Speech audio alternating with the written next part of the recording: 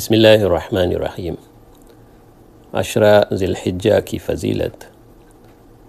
ترمذی شریف اور ابن ماجہ میں حدیث شریف ہے کہ رسول اللہ صلی اللہ علیہ وسلم نے ارشاد فرمایا کہ کوئی دن عشرہ ذی الحجہ کے سوا ایسے نہیں کہ ان میں عبادت کرنا اللہ تعالیٰ کو زیادہ پسند ہو۔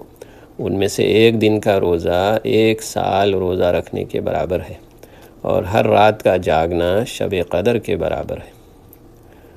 اور مسلم شریف کی روایت ہے کہ عرفہ کا روزہ یعنی 9 ذی الحجہ کا روزہ کفارہ ہو جاتا ہے گزشتہ سال اور آئندہ سال کا۔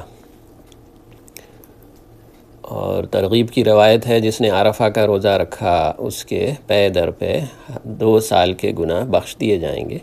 اور بیہقی کی روایت ہے کہ عرفہ کا روزہ 1000 روزے کے برابر ہے۔ اور بیہقی کی روایت ہے کہ نہ کوئی دن اللہ کے نزدیک افضل ہے اس عشرہ ذی الحجہ سے، نہ کسی میں عمل کرنا اس میں عمل کرنے سے افضل ہے، تو خصوصیت سے کثرت رکھو ان دنوں میں لا الہ الا اللہ واللہ اکبر کی، کیونکہ یہ تحلیل و تکبیر اور اللہ کے ذکر کے ایام ہیں۔ تو عشرہ ذی الحجہ مبارک وقت ہے۔ دنیا بھر سے لاکھوں خواتین و حضرات حج کو جاتے ہیں اور بیت اللہ اور مقامات پر مینا، مزدلفہ اور عرفات پر تشریف لے جاتے ہیں، دعائیں قبول ہوتی ہیں، گناہ معاف ہوتے ہیں۔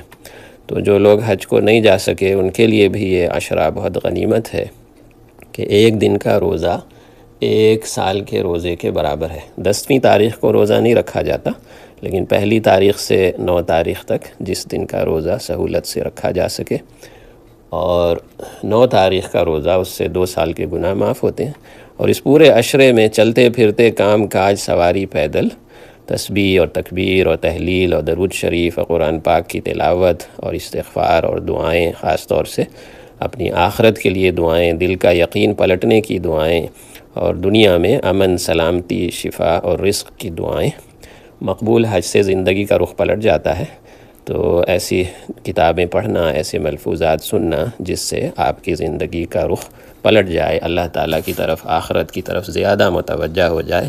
اللہ تعالیٰ عمل کی توفیق عطا فرمائے، آمین۔ السلام